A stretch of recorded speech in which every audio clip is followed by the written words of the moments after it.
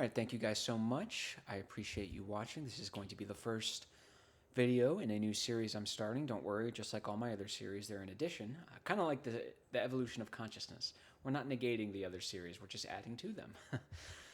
But that's what we're going to be doing in this series. Now, of course, if you haven't noticed already, I upgraded my equipment. So I have a new camera and I have a new microphone. I hope you guys enjoy this. Of course, my videos are pretty low effort in the sense of I'm not doing a ton of editing. Don't have all the bells and whistles, but if I'm going to turn on the camera and talk, at least get a microphone. And I was kind of forced into this if you saw my note last week or a few days ago, but that's okay. It was better in the long term, so hopefully you guys get a little bit of reward for this in the form of hearing my uhs and ums in perfect clarity. Now, unfortunately for you, you're going to have to see this ugly face in HD or 1080p, I should say. And like I said, all these uhs and ums, unfortunately, you're going to hear with perfect clarity, so joke's on you. Now, this is also another important video because this is the beginning of a new series. I'm not entirely sure what I'm going to call it. I think I'm going to call it Seeing the World Integrally, or something like that. And we're going to be analyzing the world through an integral consciousness perspective. So hopefully it's going to be a little new, something different. And of course, this is all Gebser, Jean Gebser. If you're new to this channel, I have a series discussing his absolute masterpiece. I don't have it, but The Ever-Present Origin. It is masterful. It has changed my life.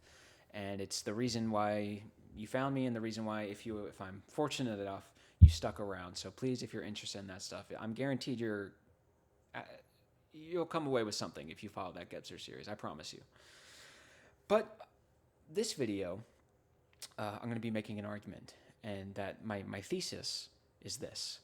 The deficient mental structure, combined with the emerging integral consciousness, has activated the deficient aspects of the other structures. So what's happened is deficient rationalism has activated the magic and the mythical consciousness structures. Now, of course, if you follow my Gebser series, you'll know that the magic structure and the mental structure have an affinity for each other. And the reason why is because the preceding discovery that allowed these structures to mutate and concretize in our collective subconscious, was external related. So, of course, in the magic structure, it was just the world or nature. And in the mental structure, it was objectified space, perspectivity. If you are interested in that, Kill Rationalism Part 2, I believe it is, the connection between perspectivity and rational thought. So we've already got that. And then, of course, it's also going to activate the mythical structure, though I will admit to a lesser extent. Now take this. This is already bad enough on its own.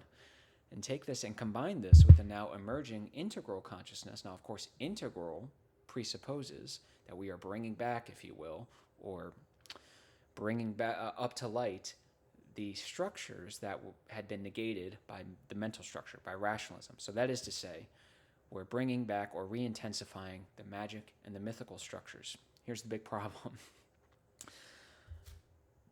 Because, let me put my phone on silent real quick, because we are unconscious of what is happening, because we don't have, as a whole, of course, now me and you watching this and reading the Gebser series, we know what's happening, but society more largely does not. And unfortunately, this means we are not healthily channeling or engaging with the new structures or the re-emersion of the old structures. And so we're not taking advantage of the efficient aspects of the magical, mythical, mental, integral consciousness. Unfortunately, we are dealing with the deficient aspects of all these structures. So that's why I think this is the real cause of America's problems, the real cause of Western civilization's problems. So I'm just going to give you guys a little bit of a warning. We will be talking politics here. I think a lot of the series is going to be that. It's not always going to be politics, though. It's just a lot of this manifests in political forms, and those political forms are very important. And I think they're very consequential. And as long as we continue to stop seeing it for what it is, I think we're going to experience more and more pain. So I'm hoping to get ahead of the curve a little bit. I just want to give you guys a heads up. If you guys like me, or you have a somewhat decent opinion of me, and you're worried that my political views are going to ruin that, and you don't want to watch, I understand it. I respect it, that you have your own opinions, you have your own values, your own experiences, your own media diet, if you will, and your own way of viewing things. And I respect that. So if you disagree with me, I want to integrate. I don't want to be, and I'm just going to be straight up with you. I am on the right. I'm some mix between the traditional liberal right, that's liberal with a capital L, of course, and the far right, though I must make it abundantly clear I reject the far right's bigotry, identity bigotry, racism, sexism, any of that stuff. I wholly reject. We could agree on literally every single opinion outside of race or just bigotry in general. And if you held those views where you were truly a seething bigot, I don't care. I don't want it. It's not in my soul. It's just not in my soul. I don't care. I don't care if we agree that lowering the tax rate increases tax revenues. I don't care if we agree that capitalism is a more effective and efficient way of allocating scarce resources than a planned economy like the communists and the socialists. I don't care. If you're going to channel all this to perpetuate hatred, not only are we not going to be on the same team, you're the enemy now. It's just not in my soul. So please don't worry about that. I don't like that stuff. It's not in my soul, like I said. But I am on the right. That's the point. So if that's going to bother you, you guys, if you guys are on my channel with Gebser and Killing Rationalism, I think you guys already have a pretty open mind. So I'm not too worried about it with you guys, like my subscribers, but maybe new guys. If I'm just giving you a heads up, and I respect it, again, if that's what you want to do. So no more diddling around. We're going to be explaining the deficient aspects of the structures and how they directly connect to politics. Again, this is all just my opinion. I'm just a guy. I'm not a philosophy student. I'm not a political science student. I'm not any of this. I'm just a guy, okay? So just take it easy. I don't have all the answers. We'll get into it. So we're going to do the magic structure first, of course. And my first note here, it says power, power, power. So, of course, if you watch my Jean Gebser series and you watch the magical consciousness structure video, and by the way, I will say, this video is going to be pretty long. I can already tell this is going to be long. I have a lot of notes here. I cannot bog this down by recapitulating all of the structures. I will be repeating just a little bit because I have to just kind of remind you and make clear what I'm talking about. But I can't give you the whole magic structure world. I can't give you the whole mythical. I know it sounds corny or it sounds like I'm being self-serving when I say go watch my other videos, but genuinely, go on my Seeing Through Gebser playlist. Just look up magical structure, look up mythical structure. If you want to look up mental, that's cool too. If you want to look up integral, that'd be even better. Don't go any further if you don't want to. That's completely fine. But if you really want to understand these points, those are prerequisites. So please, I invite you. Thank you if you do. I appreciate it. But if you know, let's do a very quick reminder of the way the magic structure relates objects in the world to each other. Everything is a point-like unity. The rational mind it's almost impossible to understand this because the rational mind divides. I have my mouse here. I have my phone here. I have my hat here. These are all separate and static, and there's space between them. They are separate ideological or metaphysical entities unto themselves, but the magic structure wasn't like that. Everything, my phone, my hat, my mouse that I just talked about, those were all world. They were all one. They were all unified. There was no separation. It was all world. So what happens with this way of relating objects to each other is that it's a world of pars pro toto and totos pro part, which is to say it's a world of part for the whole and whole for the part. So like as I just explained, everything is united. And if everything is one, if the part is the whole and the whole is the part, everything is equalized, right? There is no qualitative distinction between values. I think, for example, I don't know, just take, I think pro-life is better than pro-choice. And then the other person says, I think pro-choice is better than pro-life. Whatever side you come down on, you're saying one value is qualitatively superior than the other. We'll get to this. I'm just kind of laying the groundwork here so I don't repeat myself too much. But that's not the case with part for the whole and whole for the part. Everything is equal. There's no values and everything is equalized. Remember that. But as far as power goes now, magic man, so to speak, man working purely with the magic structure, could not just go out in the world and do random things. They couldn't just go chop down that tree. They couldn't just go speak, because all these actions are spell casting. Everything is unified, everything is one, and it all emanates magical forces. As far as power is concerned, the drive towards separation from this circumstance, the separation from the magical hold, that the world has on human beings to be against something for the sake of being against something, to want to conquer so as not to be conquered. For all you Nietzscheans out there, this is the will to power.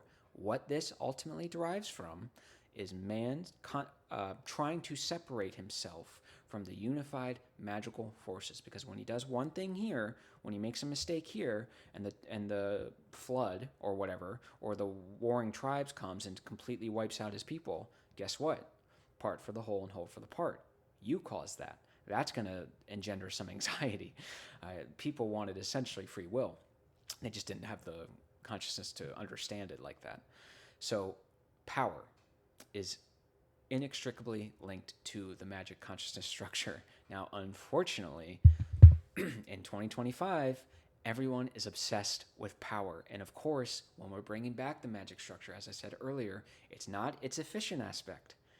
The one-sided lust for power is deficient magic structure, and that is what we're seeing. So on the left, particularly the far left, though I will make a point about the more moderate left. I think they've also gone a little insane.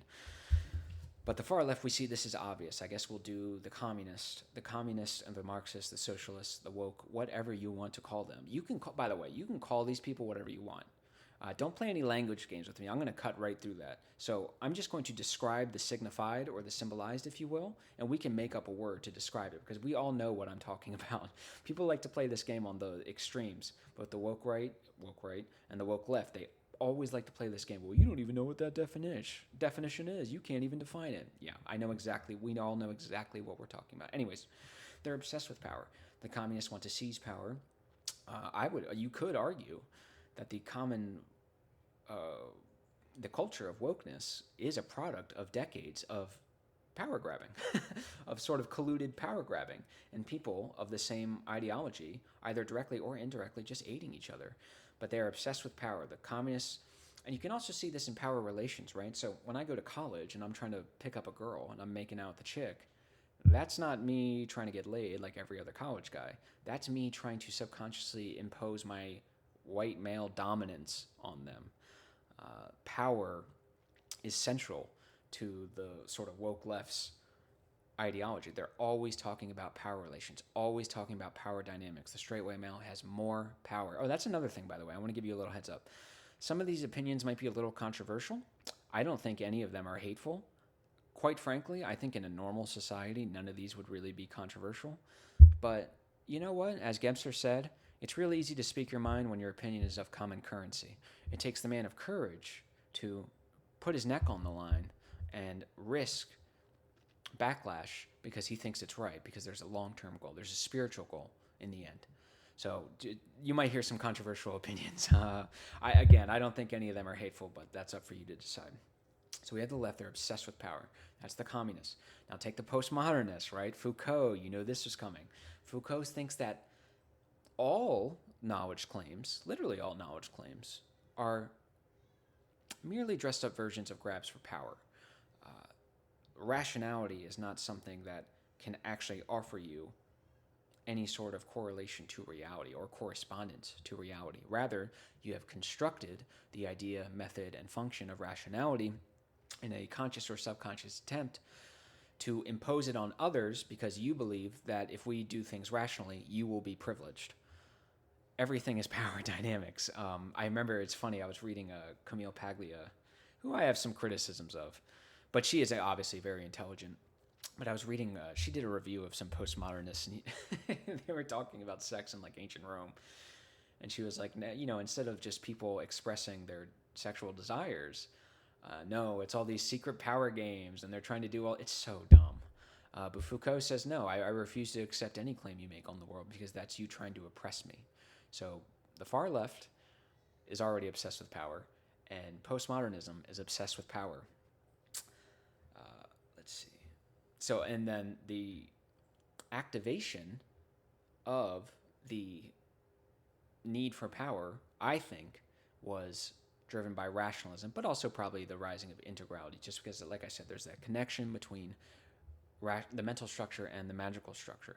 So, by the way, both of these groups, who do consist of, for the most part, the left, if you will, and I'm about to make that point, are hyper obsessed with power. This, by the way, is why you get a postmodern leftist. If you were to take these philosophies seriously and you were to take them literally, this would not make sense. Leftism is a meta-narrative, at least according to the postmodernists, and postmodernists is wholly skeptical of meta-narratives. So these two would negate each other. You cannot have both at the same time, at least not rationally. This is why, because they're both obsessed with power, you get postmodern leftists, because they don't really care about the rational consistency. They're only doing it to get power.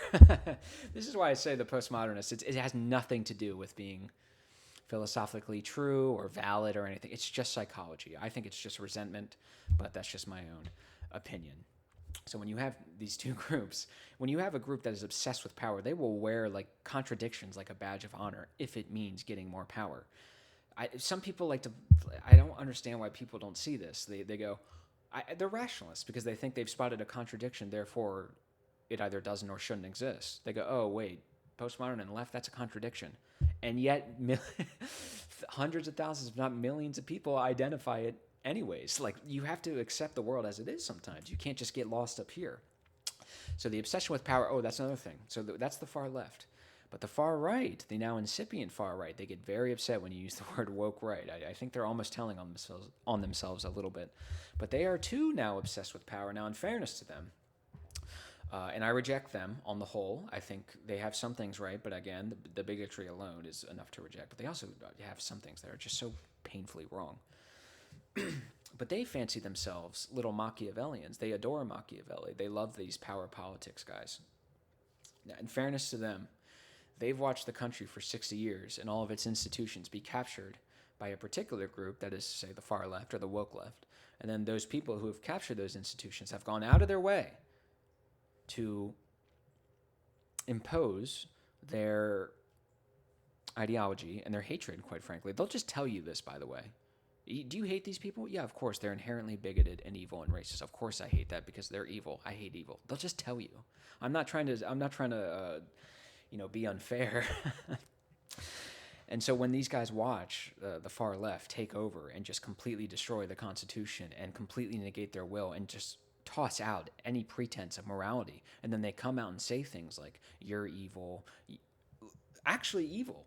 They will just say, you are evil and you are the source of all evil in the world. So in fairness to them, they have a more sensitive attunement to power. But I guess in the far left, you could say it doesn't matter. The point is, both these sides are obsessed with power. They want power for themselves and themselves exclusively. That is the mark of a deficient magic structure. They have no desire to share power under any circumstances. That is absurd. That is ridiculous. It is not moral. It is not our spiritual purpose. And it's not conducive to an effective government or society on the whole. It might be conducive to you, but I don't care, quite frankly. So power, power, power, that's deficient magic. And both the far left and the far right really go hard on the power. I don't know. It's ridiculous. It's nonsense. Fanaticism, that's another thing for the magical consciousness structure. So the extreme irrational or pre-rational, I say, dogmatism and sticking with what the group says, being on message at all times, never going against the group. So, of course, a lot of this is going to be kind of both siding a little bit, but if both sides enact a certain critique or they actualize a certain problem, then they both get criticized. So on the left, we have cancel culture, of course, and all of those anecdotes of people leaving the left because of how brutal they are. There's all those famous videos that the bread tubers like to make fun of, the why I left the left. So this is obvious, right? So you can do this in a couple ways. You can think of someone like J.K. Rowling, who, even if you disagree with her opinion, I'm sorry, there is nothing she has said that was hateful. As a matter of fact, she's gone out of her way to say, hey, I'm not trying to be hateful. But they just don't care. They just will not listen. They have decided that she is hateful because she went against the orthodox. People get fired from their jobs. People get their lives destroyed. And take Justine Sacco. Remember the first person to really get kind of social media canceled? She made a joke that wasn't even that bad, but it involved race. It was willfully misinterpreted. And then she hopped on a plane right after hitting send. And by the time she landed, the poor girl, she's like your mom. She's like your sister. It's just a normal human being. This isn't some fancy, this isn't J.K. Rowling. and her life was destroyed. She couldn't get hired for anything. Her life was destroyed. I mean, just cruel sickness, and it's based on this fanaticism. You must go with the narrative, and if you are not, then you are on the out tribe. That's on the left. Or take Kyle Rittenhouse. I remember when that happened. I remember the next day. So let's say it happened on the 7th. I remember on the 8th, that video made the rounds on like the internet political kind of subcultures or subgroups, and I watched that video, and I remember it. Now, at that time, I had no reason to believe this was going to be some big thing. But I remember watching it and thinking to myself, man, if this ever goes to court, this is the most open and shut case of self-defense I have ever seen in my life. Not only that, he exercised an incredible amount of restraint. If that were me, you would have been, I would not have been as restrained, and I think reasonably so. It doesn't matter. The video, you can see it with your own eyes that it was self-defense, and they will just lie anyways. And if you express that you disagree, they will try to destroy your life. Everyone knows about the fanaticism of the far left. It's obvious. It's. I almost feel like I don't need to explain it that much. The fanaticism is just insane. It is a irrational, religious, dogmatic tie to absurdity and conformity. That's deficient magic. So they just call anyone to the right of Bernie Sanders ontologically evil. So it's ridiculous. And then, of course, on the right, these guys are now it's. I will say I'm a little more critical of the left because, one, I'm biased. I'm on the right. Two, they have just more material for me to criticize. Like the new far right is pretty new, and they don't have really any institutional power. There's just a couple guys on YouTube and Twitter accounts, and they might have some people in high institutions, but nothing enough to the point where it's really that meaningful. So there is kind of an asymmetry here. But on the right, on Carl Schmitt, they're obsessed with this friend-enemy distinction, and their interpretation of the friend-enemy distinction seems to be that a friend can do or say whatever they want, and they will simply not only not criticize you, but they'll defend you. Conversely, no matter how reasonable and good faith, as I don't want to sound arrogant, but I like to think I try to be good faith to these people, they just call me a woke leftist. They call me evil. They call me stupid. They call me dumb. They're very rude. They're very cruel. It's this complete fanaticism. It's what it does. We've seen this historically, of course. On the far left, you have communism, the fanaticism of the Soviet Union. His generals would not dare look down when Stalin said look up, or they'd be beheaded. Same thing with Nazism or Franco's fascism, that kind of stuff. And you know that because their interpretation of the friend-enemy distinction, you can tell they're only going for power and that principles have been pushed to the side because they'll completely go against those traditional conservative values that they claim to love and want to die for. Take Glenn Greenwald, for example. Now, you have to remember, these guys are on the right. Not only are they on the right, they're on the far right. So they take a lot of right positions and they carry them further. They go harder. They carry them to their conclusion or whatever it is. Excuse me. So a lot of these guys are anti-gay. And when I say anti-gay, I don't mean, oh, well, I'm against gay marriage because it's the Christian God said so. But having said that, I still love these people. They deserve to be treated with respect and decency. Or it could be I'm against gay marriage because marriage is a legal term and it's between a man and a woman. And I'm not saying it can ever be changed, but there's a certain process. And unfortunately, the left skipped that process and they just injected this sort of legal nihilism because words don't have meaning anymore. That's kind of reasonable, even if you still disagree, right? But they don't. They think gay is an evil. Of course, from this Christian satanic perspective, they think it's satanic and it's civilizational destroying. I disagree with them on this, by the way. And they think it's vile. They think it's communist. It's completely anathema to what made Western civilization, in their opinion. Glenn Greenwald, who is a gay man, accidentally, I'm not sure it was an accident, retweeted a picture of him dressed in a maid's outfit or whatever, doing sexual activities with his husband. Because he criticizes Israel, and because they are so strong on Israel, and anyone who criticizes Israel is essentially going to be seen as a friend, you had all these people who Monday through Saturday were saying that gay people should be kicked out, They should be deported. They should be forcibly split. There should be no gay. They should be taken out of movies and films. Their buddy, who's gay, gets exposed, but because he's on the team, they will come out here and say, this is a false attack. The people attacking him are disgusting. Are you going to hold that same energy for the people on the left with the rainbow hair? Because you made a big show and dance about how they're evil and they're going to destroy civilization. Well, it's the same thing here. I would argue it's on overdrive here. And then you come out here and you go, no, nothing to see here, folks. And if you comment on my hypocrisy, you're the problem. When hypocrisy, when it comes to politics, either comes from two things. Charitably, it can be just from a sort of automated instincts and emotions carrying you away and messing up your rational thought. Uncharitably, which is more likely with these groups, the extremists, is they just want power and they're going to say whatever they want and whatever they need to say to get power. Not good, not good. The Glenn Greenwald was very, very revealing to me. So on one of my notes, I said, all negative manifestations of mass phenomena have their roots in the magic structure. So, of course, communism, fascism, what happens is the loss of the rational ego and, in turn, moral responsibility. You cannot have moral responsibility without a I. Okay, I stole $50 from my brother, and I feel bad for it. If you don't have an I, no one's feeling bad, right? So, the atrocities committed by the communist, the fascist, or the Nazis and the fascists more broadly, ordinary people committing insane acts of genocide and violence, Rwanda, these terrible, terrible things. What's happened is the individual ego has reverted. It's regressed backwards. There's no more moral responsibility.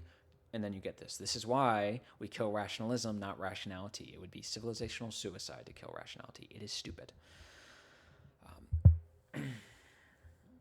Okay, so equality and equating. You remember what I mentioned earlier about equality and equating? So anything they saw, any object or thing or whatever in the world that man of exclusive magical structure, magical consciousness saw, was immediately sort of placed into this point-like nexus where everything is just world, whole and world. This just everything's unified. So this equality and equating is very important because nowadays all you hear talk about is equality and equal rights. We need equity. We'll get into there. So with the far left, we see equality and equating, equating divorce from any qualitative valuative distinctions. On the left, you see BIPOC, which, by the way, I know I'm obviously a white man. If I was a minority and I had some white 40-year-old champagne-sipping liberal say, oh, you're not white, right? So therefore, you're BIPOC. You're all in the same group because you're not white. So we're going to ignore thousands of years of history, culture, religion, spirituality, particular ways of doing things, and you're not white, so you're all in the same group, right? It's disgusting.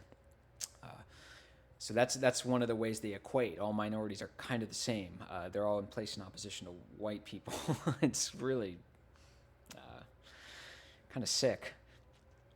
And then you also see this equating when white leftists, think you're Robin DiAngelo types, they try to speak for black people or minorities, and they say, well, this country is inherently racist, it's inherently evil, no minority can get ahead. And then you have people on the right, or anyone, maybe libertarians, or even just people on the left who are minorities, and they go, look, I mean, obviously it's not perfect, but throughout history, this is the greatest country in the world to be a minority. Even if you disagree with that, what they do is they'll take that, they'll say, okay, you're gone. They're going to cycle through minorities until they can find one that will agree with them and pair what they say, and then they go with that. So they are equating all minorities to be the same, and if one pops up that isn't, we just ignore them. And they all act the same way. They all believe the same things. I mean, how could they not be? They're BIPOC, after all. As you can tell, I do not agree with this assessment. I think it's borderline dehumanizing.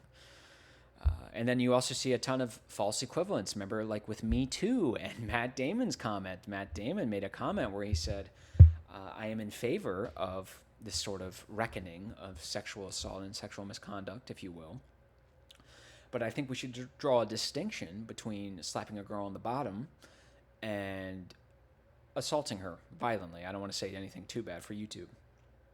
I think there's a distinction there. He got absolutely torched for saying that. That statement he made is one of the most obvious, and like everyone knows this. Everyone knows this. You know how I know this? Because we give out different jail sentences to people who commit these crimes. Everyone understands qualitative distinctions, but remember, deficient magic has come up. Everything is equated, everything is equal. There is no distinction between values. So, boom, there you go. Apparently, the worst violent assault you can imagine is equalized with just uh, a slap on the bottom.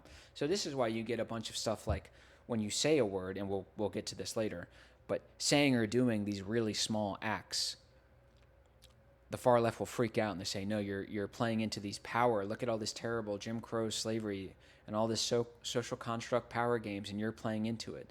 These actions that are normal to normal people who are psychologically and spiritually well adjusted, they are completely distinct. There's just there's no equating here. But to them, they don't care. They'll just do it for whatever.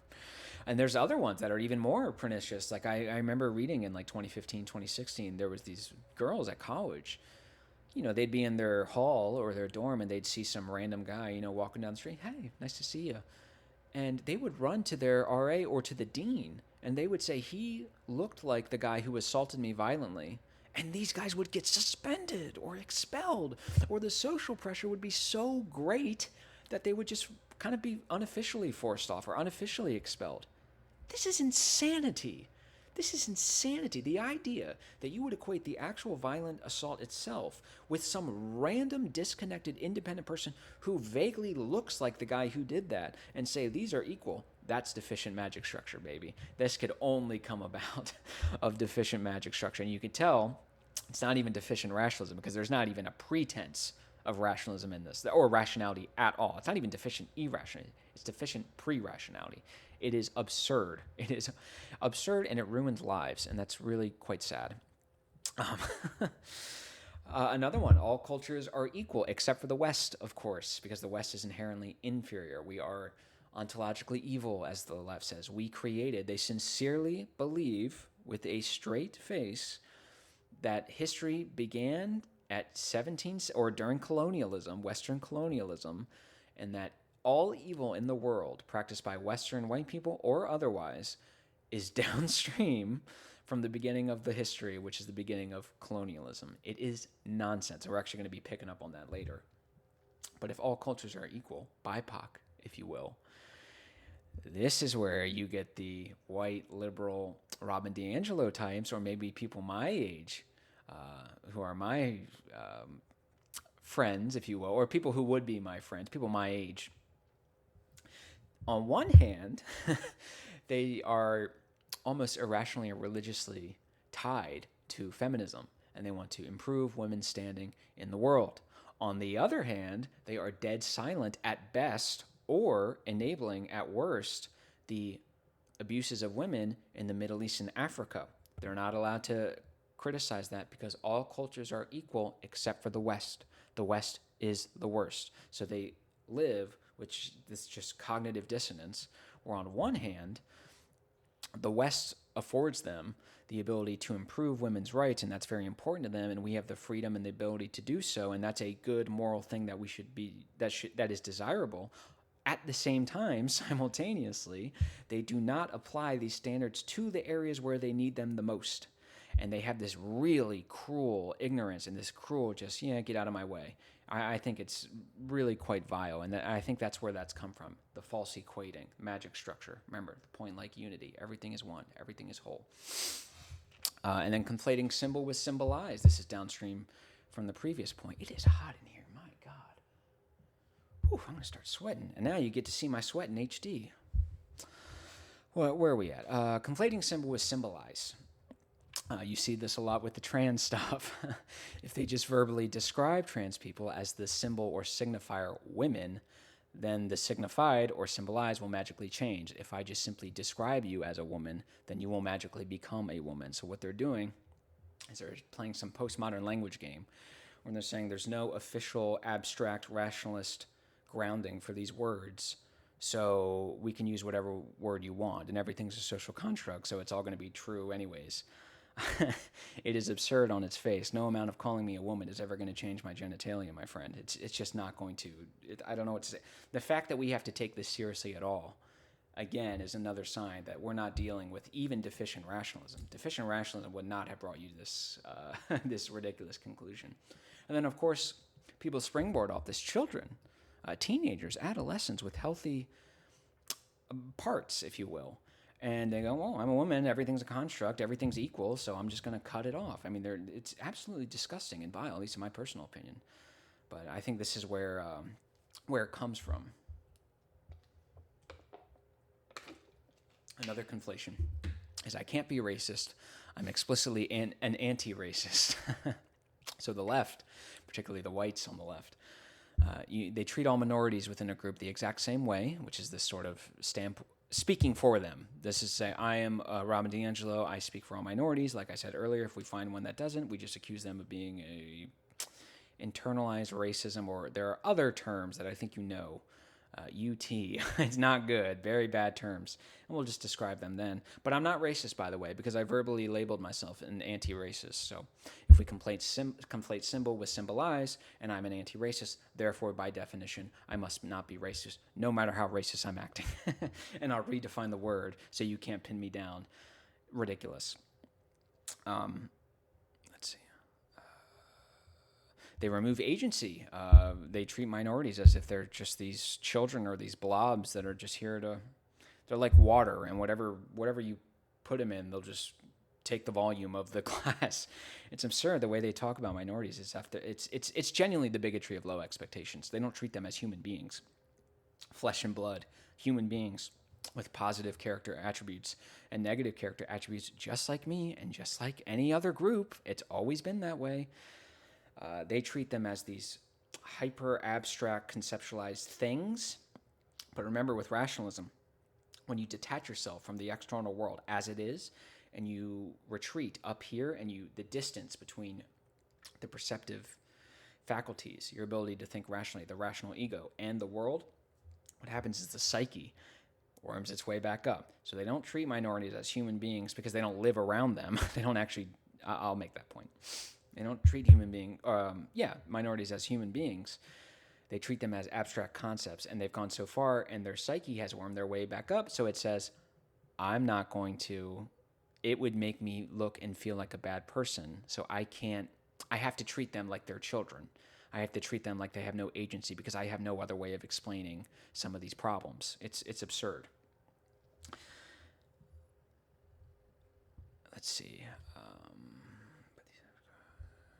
Yeah, and then to avoid this blatant cognitive dissonance, they've just redefined the word, like race and racism. And I guess if you redefine everything to by definition mean that you're right and I'm wrong, then I guess you're right and I'm wrong. I'll just say this: if you have to completely redefine words that everyone agrees on and that everyone springboards off to actually enact society, just so your worldview makes sense, you probably should start over. You probably should go back to the drawing board. Okay, I'm going to skip the other one. So now we got numinous, baby. So if you follow my Jean Gebser, this is another point with conflating symbol with symbolize. Kind of. But this is magic structure. So my Gebser series, you'll know that a numinous experience is exactly that. An experience, it can be understood conceptually, but it is an experience that you directly have that is so, whatever you're experiencing is so overwhelming that it overrides your ability to think rationally and to mentally and rationally account for it. In turn, a spiritual power is psychologically attributed to it. So when I go to Timbuktu and I leave behind a Sprite can, and they've never seen a Sprite can, and they simply cannot conceive of how this works, and I go back to Timbuktu 10 years later, they're doing rituals and rites, and they're praying to the shrine of the Sprite can. They've had a numinous experience. Even something as simple as the Sprite can, to us at least, that's going to overwhelm them. They don't know anything about rationality or any of this stuff. They don't know what Sprite is. So it has a power, and it has been attributed to it. Think the conch in Lord of the Flies. So I've made a realization. The left, has numinous experiences when engaging with slurs. So take the N-word. They believe if you say the N-word in literally any context, not necessarily saying it to a person who is a minority, and that would be rude and cruel, and you should never do that again. I reject that bigotry. I reject it. It is not in my soul. But they will look at you with a straight face and they'll say, I know that you're in Alaska, completely isolated, and there's not a bear, let alone a human being, for 100 miles.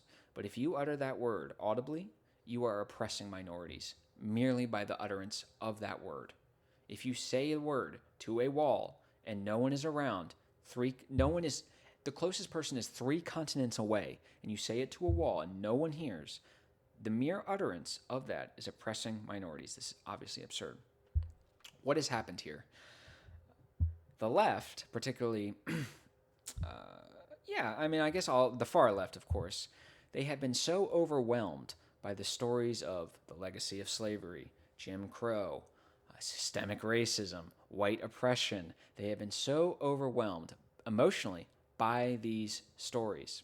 And they've noticed that these stories and this hatred that fuels these myths have crystallized into a word or a set of words that we call slurs. Think, obviously, I'm not going to say them, but you know what I mean.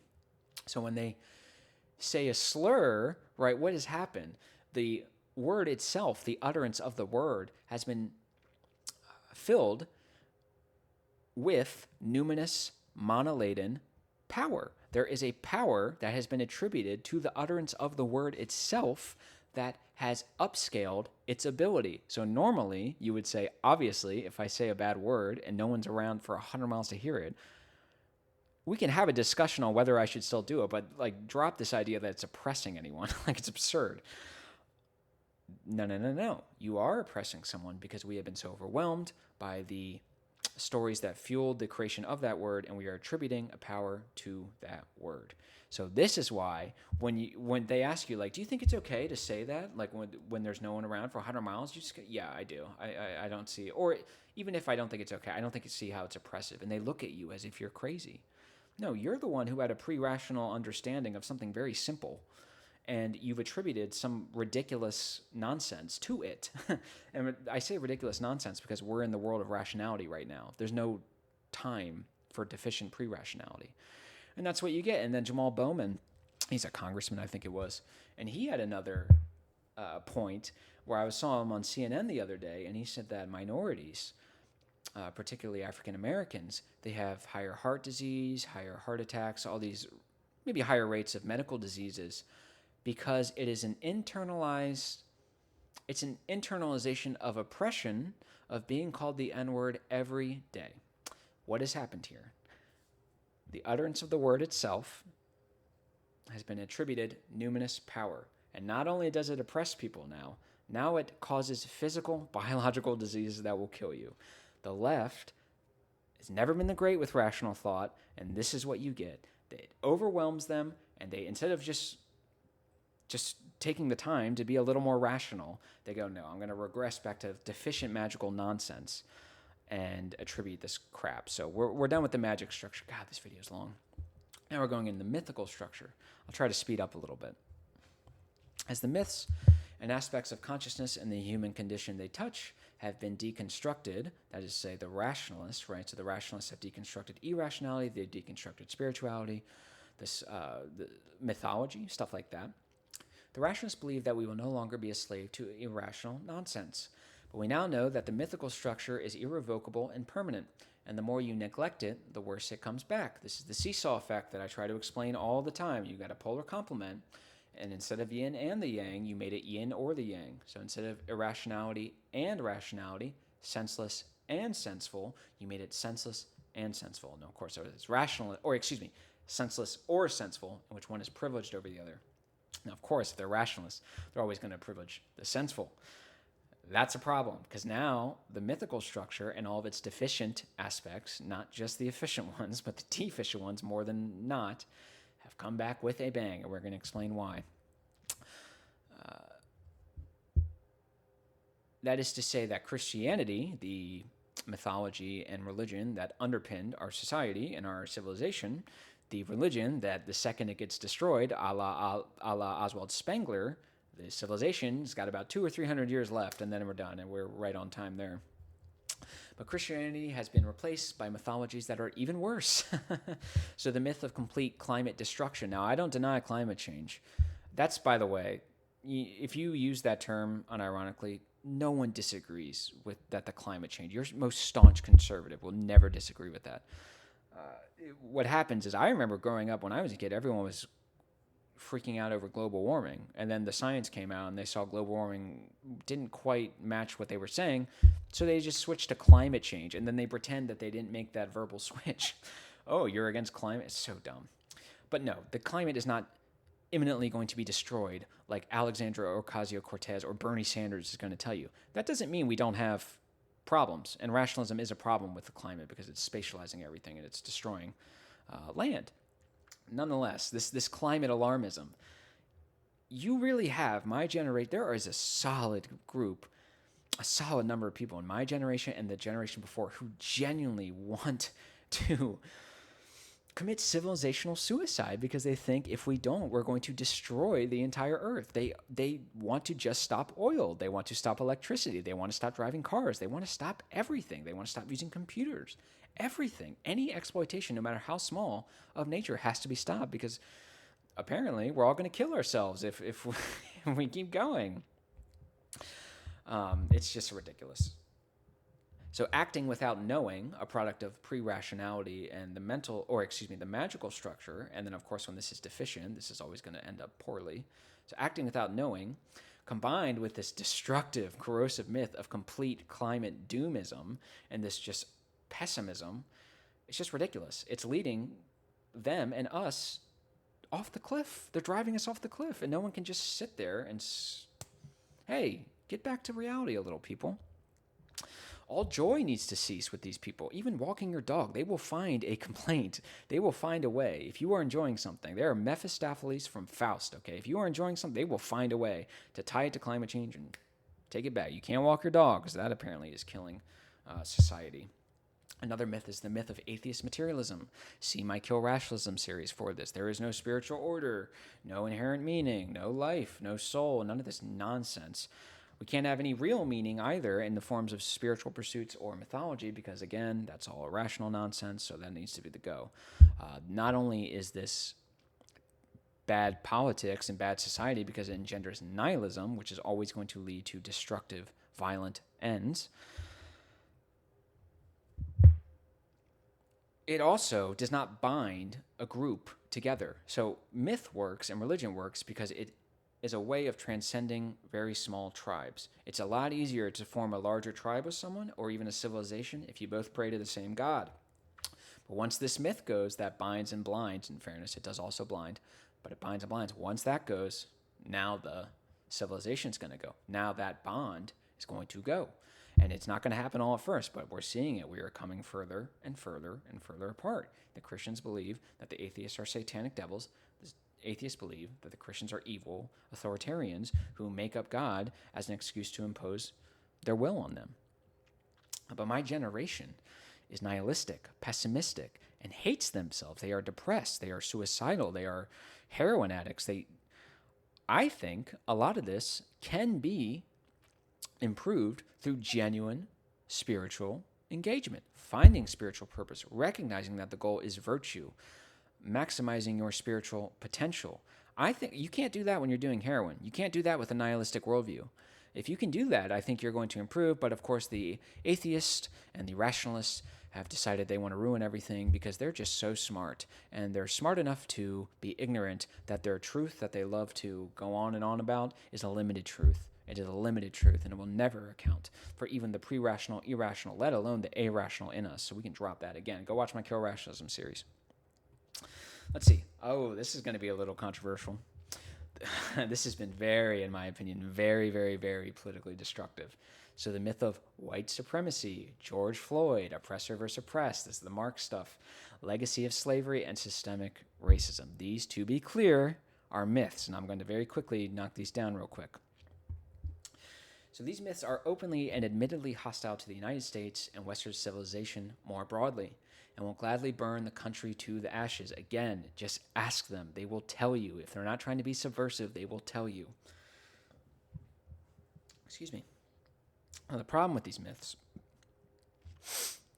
is that they are not treated like myths. So if I'm reading the Bible, I'm going to treat it like a myth. That is to say, I'm not going to treat it as a rational, external, historical accounting of the world. Of course, I make this point clear in my mythical videos and my rationalism videos. Of course, we know mythology is the shaping and crafting of images to touch a soul so the spirit can be carried forward. Now, presupposing this is a lot of symbolism and internal soul work. So I'm engaging with mythology on its own terms, which is internal. It was never meant to be an external accounting. So these myths that touch an aspect of these people's soul or how they feel, they're not treated as myths. They're not treated as stories that can help the human spirit grow forward internally, in terms of the soul or the psyche. They are treated as historical, rational accountings of the world. And this, my friend, is where you get the corrosive nature of these myths. So in that sense, because there's this really weird combination of myth and rationality, or at least empiricism, the external world, they are almost more real than rational truths. Because in the same way that the Christians would say, well, any scientific truth is subservient to the truths of God, well, same thing, right? The idea of the myth of white supremacy, this is more true because it has this mythological source, this mythological foundation to it. So it's almost more real than even just, my mouse exists. So we'll go one by one. White supremacy, it's not all knowledge is socially constructed. I can prove that right here, right now.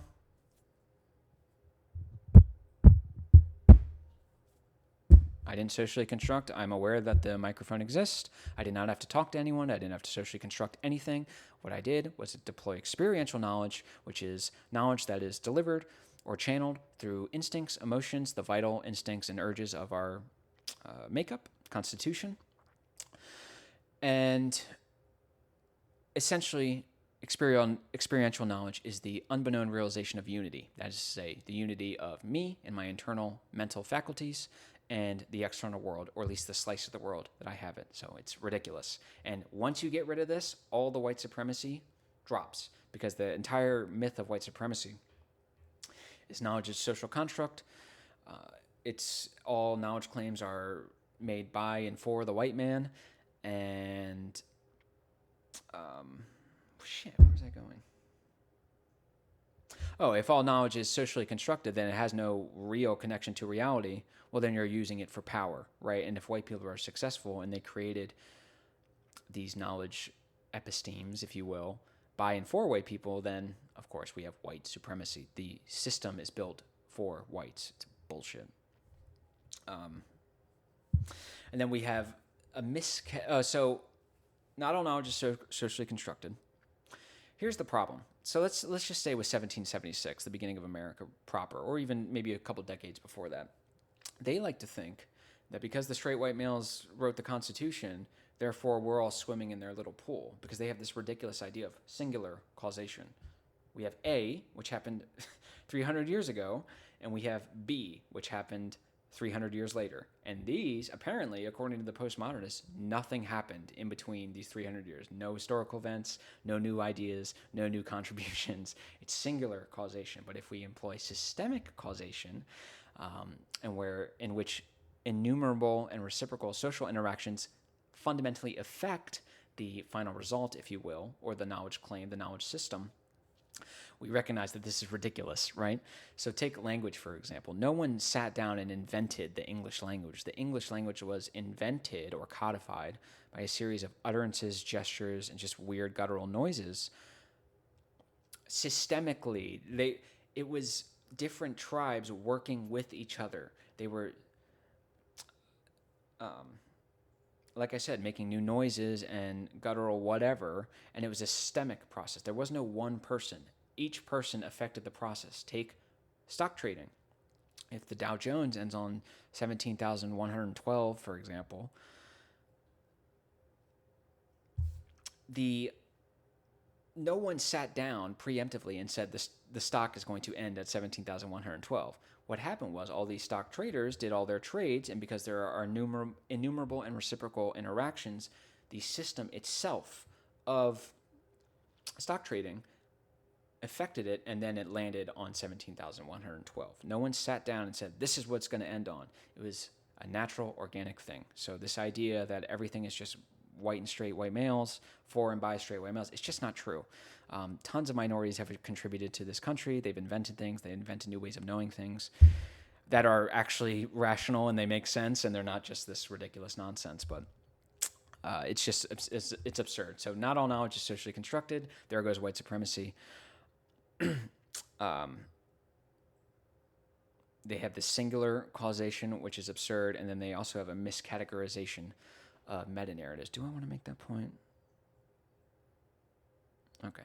So that's white supremacy. Systemic racism. So the myth of systemic racism is built on this idea that disparities necessarily imply discrimination. There must have been some sort of discriminatory act that caused this disparity.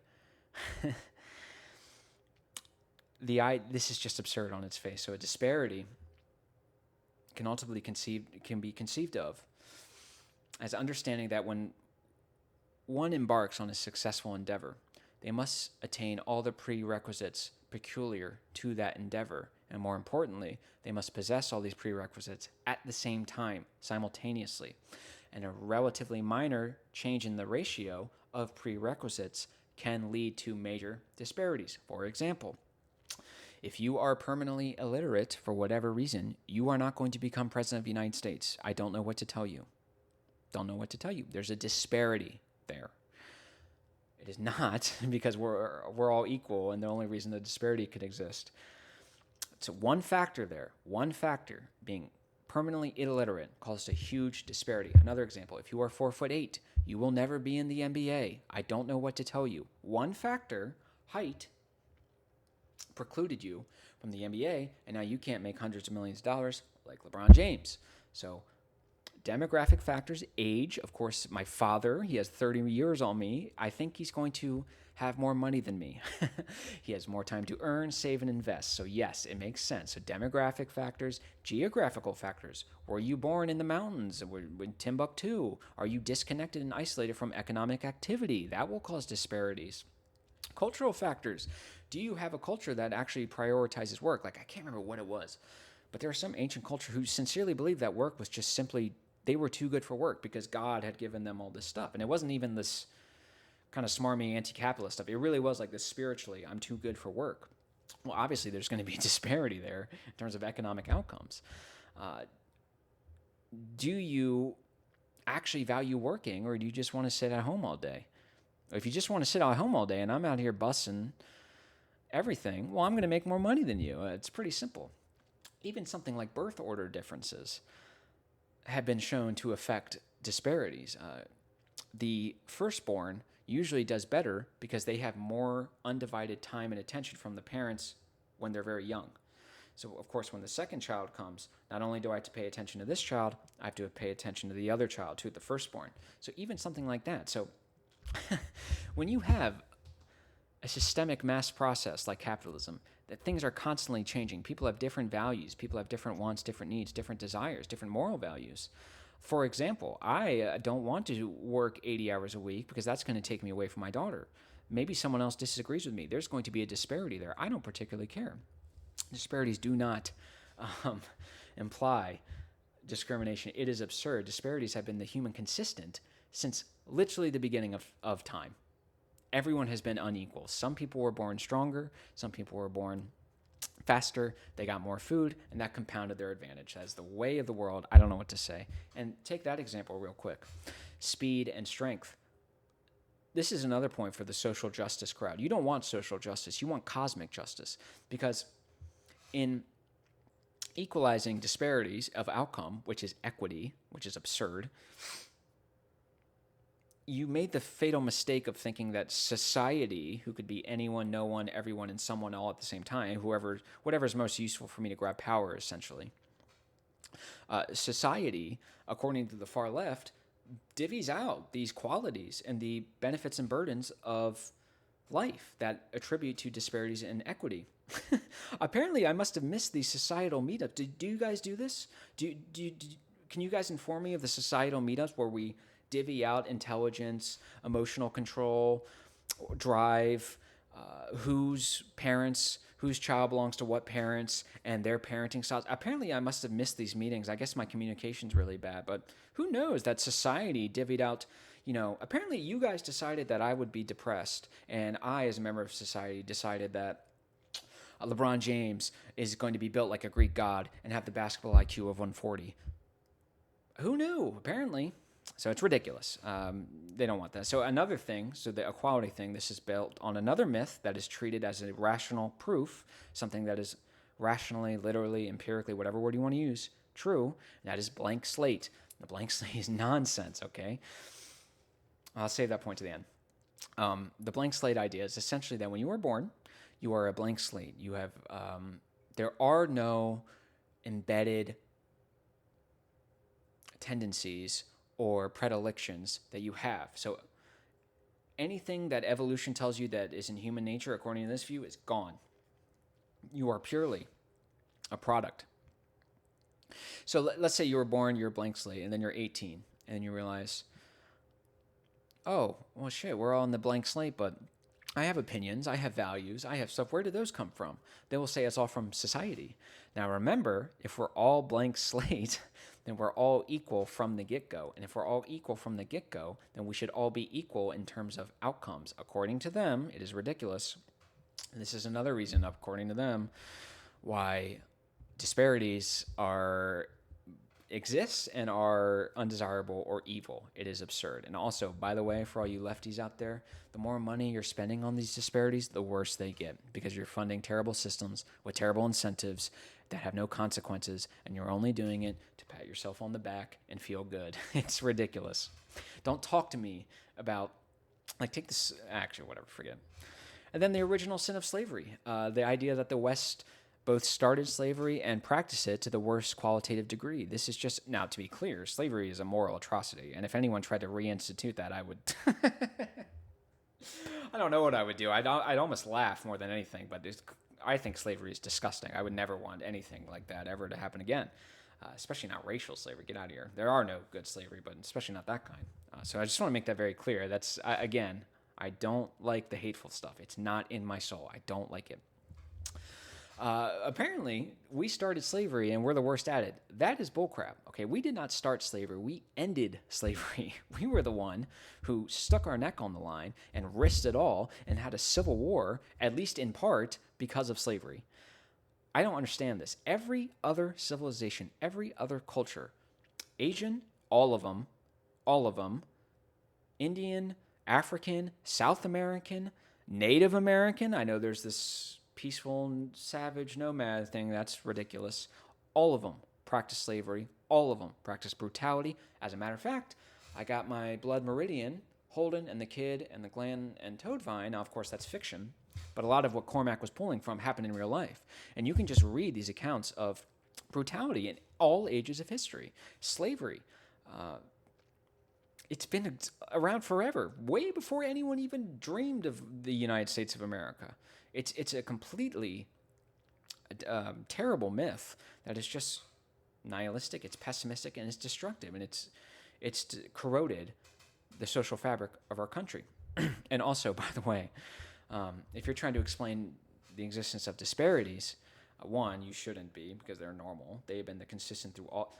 For all you disparities people out there, name me one civilization, society, tribe, or neighborhood that has complete equal outcomes throughout the group, the community. Name me one, because people get very indignant when we look at the outcome results and there's not perfect equality. Name me one. I'll be waiting forever. And the legacy of slavery myth, the idea that, well, it's holdovers and it's downstream effects from slavery, which of course was awful, undeniably. I would never deny that. That's not going to work either. So the idea is because slavery was so bad, it's explaining problems or disproportional problems in certain communities. That's the idea.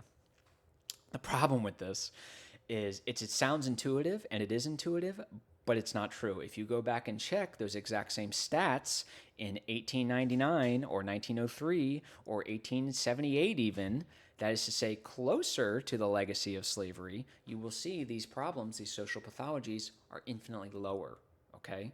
So if legacy of slavery causes, and systemic racism causes these disproportionate social pathologies, crime, teenage pregnancy, murder, all that stuff, educational failure. If A causes B, how do you explain that when we have more of A, we have less of B? How do you explain when we get to the closer to slavery, these pathologies go down? How do you explain that during the era of Jim Crow, which was an abomination, these social pathologies are lesser? The problem is, anytime you say this, you get immediately put into the box of, oh, you think people are genetically inferior and you're a racist. That is not true at all.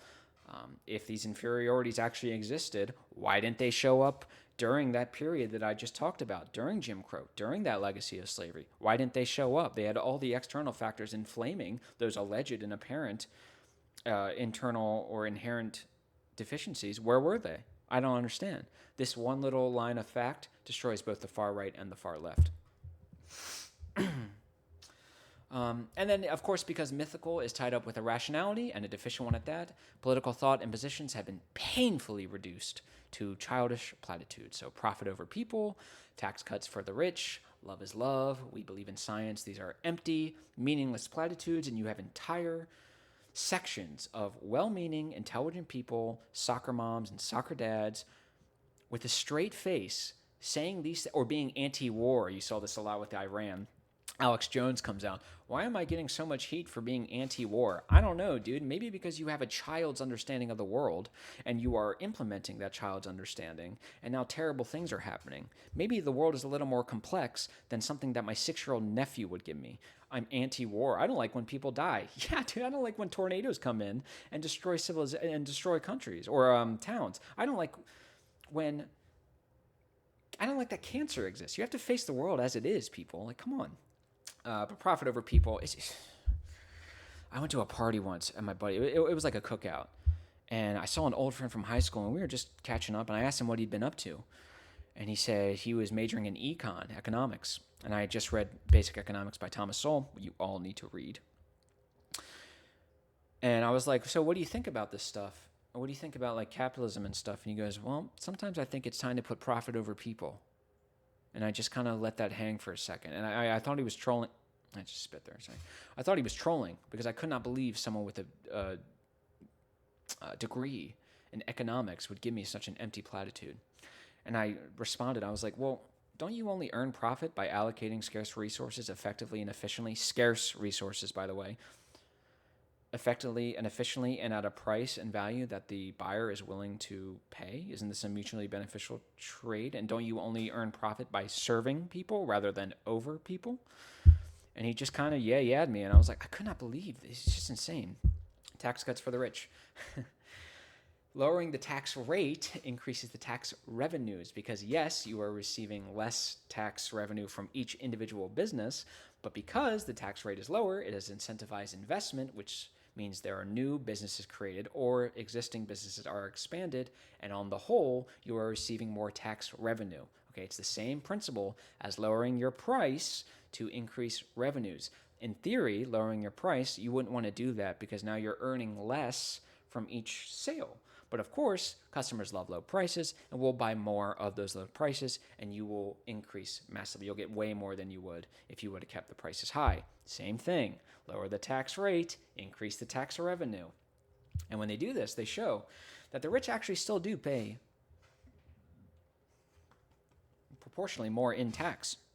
If you want to tax the rich, stop making the tax rate 70, 80%, and then incentivizing the rich who have the money and power to do so to put their money in offshore accounts or give it to their lawyer or whatever, and they don't have to pay taxes. Guess what? Someone has to make up the tax revenue. That's going to be me and you. So very simple. And then we believe in science. It's just empty platitude. All right, so we're in the last section. Thank God this is long. Integral consciousness. So I'm not going to talk about mental rationalism because that's what my Kill Rationalism series is about. You already know that. But integral consciousness, we're going to, of course, with the emergence of 4D, time, the rationalists have not only can they not understand the deficient magic mythical, they cannot understand the newly emerging and incipient integral consciousness. So they spatialize time on a scientific level. So we have 3 dimensions with space. And then, of course, we have 4-dimensionality. Right? So that 4th dimension is, of course, time. But the mistake we've made is incorporating time that is mental time, a time that is an externalized, quantifiably measurable unit that is partitioned or divided from other units. So it is 12:13 a.m. It is not 12:14 a.m. It is not 12:12 a.m. It is not 12:13 p.m. It is a spatialized little thing that is external, out there, always marching on, always enduring, that we have assigned a numerical value to confer order and clarity on our understanding. This is a bastardization of time. Time is an intensity. Please go watch Kill Rationalism. I believe it's part 9. What is time? I will explain that, hopefully, very clearly. What happens is we already have space, which is rational, which is already divisive. Okay? So when we incorporate or integrate as a 4th dimension mental time, which is already divisive as well, remember 12:13, 12:14, 12:15, now we have division overdrive. So the problem is there is a simultaneous renewal and decay, and because of this, space is divided and pushed further beyond its limits. This is the Stephen Hawking ever-expanding balloon. But it goes past its limits, and it threatens to destroy Earth with climate change or some sort of nuclear bomb or something. So we are dividing it too much. And it's destroying our understanding of the new structure, which is in turn destroying our politics and society and civilization. So I'm going to quote Gebser here real quick. He says, Einstein's theory of relativity constructed a unity of space and time that can be formulated, at least in mathematical terms, but it had to be conceived of in terms of constant decay and simultaneous renewal, paving the way for a process of expansion, as we might say, in consequence of the dividing capacity of the heterogeneous quantity of time, that is, mental time. This process of expansion is a frenzied rush, pushing ever outward the boundaries of the microcosm as well as the macrocosm, dissolving, indeed destroying, and exploding rather than overcoming the spatial structure. So our spatial world... I need to plug in my computer charger. My goodness, don't die on me. Okay, so the spatial world is threatening to be destroyed because it's being overly divided. It's being divided past its limits. This is obviously not good. This is like beyond civilizational destroying. This could be potentially earth destroying, so that's not good. And then, of course, more about the bastardization of time. So they have mental time. Again, go watch my What is Time video. There is an anxiety imposed on us by our misunderstanding of time. People are not allowing it to guide movements in a spatial world toward more desirable outcomes, as well as its inherent spiritual quality. So life has become a series of files in a file cabinet. Your age 0 to 3, you do this. Your age 3 to 6, you do this. In your 20s, or when you're 14 to 18, you're in high school, then you go to college, you have fun, then you get a job, and you get married, and you settle down, and then at 40, you have a midlife crisis, and then all this stuff. So time is being ordered, and people have been limited and forced into these limiting constructs. So this creates anxiety because when people, as human beings, as spiritual creatures who are forced to face obstacles in order to understand and grow our spiritual love for virtue, they're going to have problems. So take me, for example. The question of why haven't I accomplished this by 20, by 25, by 28 has caused me so much stress and turbulence psychologically. And when you compound this with the problems I went through, it was not good. Okay, you don't want to do this. Why? I'm 33. Why haven't I done this? My mom died 6 months ago. It's been so long. Why haven't I gotten over it yet? Now I'm being anxious. You are misunderstanding. You are misapplying the value of time. You have taken intensity, you've bastardized it in the form of an extensity, and now it's coming back to hurt you. And then, of course, people have lost touch with the present, and in turn, the recognition that the present is the point where all aspects of the human condition, including past and future, converge. So they're trying to either retreat back to the past if it was good, or move from it, move on from it. There is no moving on from the past. The past is a presence that is perpetually present. It is there. It affects everything about your life, and your conception of the future, either running away from it or to it, is pulling you forward in one way or another. These are constantly, perpetually present, active energies and dynamics. If you divide them, as the rationalists do, and impose space between them, this is where you get the problem. I'm running from my past. That's why you're not getting anything done on a material, terrestrial level or spiritually, because you have decided that you are going to only exist with like 1/8 of the human condition and pretend the past doesn't affect you. It's absurd. And then, of course, just external time, spatialized time, mental time, inevitably invokes anxiety about death. Seen as an external continuum of duration, time marches on, just like the Tracy Lawrence song, and leads you towards your death, causing great anxiety. The death is coming, and there is nothing to stop it. I cannot stop it, no matter what. And not only that, if allowed to endure, which the rationalists will say it will, of course, because it's a continuous duration external, the entire cosmos is going to die. Like, wow, people, this is great. I can't believe that this is causing any sort of psychological turbulence that could maybe manifest in civilizational destroying policies or attitudes. I don't know. Here's a fascinating one. The death of objectivity. This has really messed up our society because we built our society based on objectivity. And now that it's dying, it's going to be a problem. So we're going to start with science here first. So in science, the uncertainty principle and the complementary principle, which is Bohr, destroyed the idea of objectivity. Why? Because it's space, time, and everything is relative. So with objectivity, there's an objective subject, an objective object, right? Subject, object, everything is objective. I'm objectively perceiving my camera, so to speak. The problem is, as I said, these two principles destroyed that. So the pure subject, the objectively real subject, if you will, or the objective subject is gone.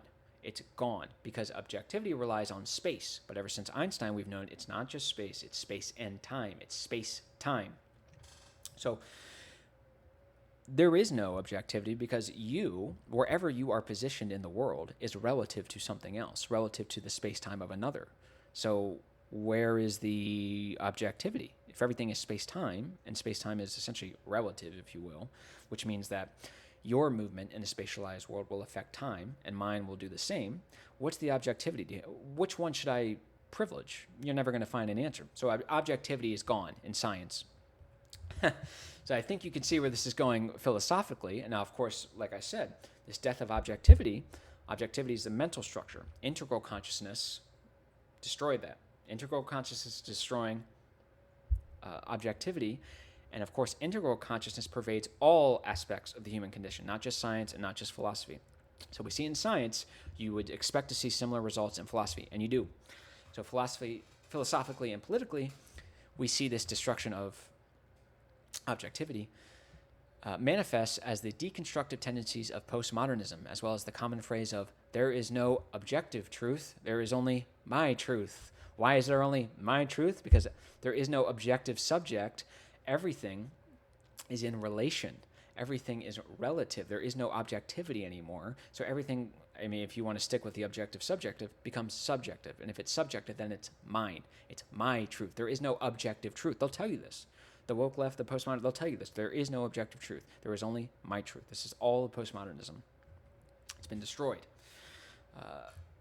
Everything in postmodernism is a matter of interpretation. Why is it a matter of interpretation? Because it is not that objective truth exists and is being sort of imparted to me, and all I have to do is codify it and just recognize, yes, that's what's happening.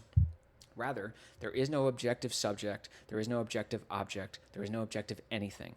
Everything is a matter of interpretation. This is the natural conclusion of the destruction of the objective subject, or whatever, objectivity in general. In Foucault's epistemes, these sort of anonymous knowledge zones occupied by countries and people, there's not even there's not even an individual. So you have, it was discovered in 17 whatever. They won't say Galileo discovered it. They won't say Newton discovered this, they'll say it was discovered. Why? Because there is no objective truth. Like, there's no objective subject. There's no nothing. Very simple. And if you say, well, you're a man, right? Socrates is a man. Men breathe. Socrates breathes. What is a man? That's what they would say. Because that sounds like an objective claim to what a man. You are objectively a man. But a man in America in 2025 is wholly different from a man in America in 1776. It's also wholly different from a Chinese conception of man in 2025 or 10,000 BC. So there is no objective man. There are only different interpretations and conceptions of man. So the same destruction of objectivity in science is now manifesting philosophically. Now, this is a big one, too. This will be the last little point here. You also see this, of course, in the terms of gender identity. The individual ego has gone too far and become impotent. So the hypertrophy of the ego, the individualism has gone too far. And so people will try to conquer the undiscovered in oneself. What's happening? Deficient rationalism and deficient ego has activated, again, the magic structure and to a lesser extent the mythical structure, and then combined with this, with the incipient integral, it's also raising these back in. So there are all these new aspects of the internal state, because they're all rationalists and they don't take that seriously, it's been undiscovered. So the trans stuff is interesting because it's a sign that something is obviously switching. It's either deficient rationalism in the sense that the ego has been rendered impotent and we need to come up with something new, or it's efficient, if you will, integral structure, meaning it's something new rather than it's something good necessarily. And then check this out. So the idea of gender fluidity, we can see clearly how the idea of objectivity dies. There is no objective label for a person, because a person is not a static entity in space, but a fluid or dynamic entity in space-time. People can just change their identity whatever they want from moment to moment. I'm boy now or male now, and now I'm female later. How could you possibly prove other? Where is your objective proof that I'm a man? Where is it? And if you start to offer biology, they're just going to pick it apart. They're wrong to do that, by the way. The objective dualistic categories of male, female, or quantities of man and woman have been deconstructed, and all gender identities have been integrated, if you want to call it that. So gender fluid, that's kind of what's happening, right? We're deconstructing this idea of an objective, static, still identity. That's rational thought. Integral is trying to transcend that. So it's kind of pushing that away. And so there is no more objectivity. Objectivity relies on space. We don't live in that world anymore. We live in the space-time world. And time opens up space, and it almost curves it and makes it relative in the sense that there's not too much objectivity going on here. Again, you see that manifest in philosophy, this perpetual changing of identity. It is fluid, it is dynamic, it is the furthest thing from objective or set in stone, and in a certain sense it's integral, because I can be anything and nothing at all the same time. So I apologize for such a long video. I really hope you guys enjoyed the upgrade of production quality. It, I think, was needed for sure. I was always planning on doing it, but of course I had my baby very recently, and I didn't feel comfortable spending a ton of money, unless I was forced to, on my own little pet projects. It just didn't really feel right. I kind of had to privilege your daughter there, right? So I hope you guys enjoyed this. There's a lot. I threw a lot at you. This is going to be a new series, and this series is going to be a lot like this. It's going to be a lot of political, cultural, societal analysis. I'll probably do my next video about the internet and why I believe the internet is the sign that the new structure is here. And just as the book was a promulgator and both a manifestation and promulgator of the mental structure, I think the internet is the manifestation of and promulgator of the integral structure. So that might be coming up next. Who knows? Please feel free, obviously, like I said earlier, to disagree with me. You guys have your own opinions, your own values. It'd be interesting, because I am on the right. It would be interesting to see like a left-wing Justin, like a reverse Justin. So they'd be more open to seeing my blind spots. And like I said, this video was me explaining the deficient structures and how they manifest in our everyday world, in our political world, contemporary life. I love you guys so much. You guys are the best. Let me know if you guys enjoy this series. If you guys don't enjoy this series, you got to supply the demand, right? If there's no demand for it. I love you guys. I hope you guys are thriving. And again, I appreciate you guys with the patience. So I love you. Thank you.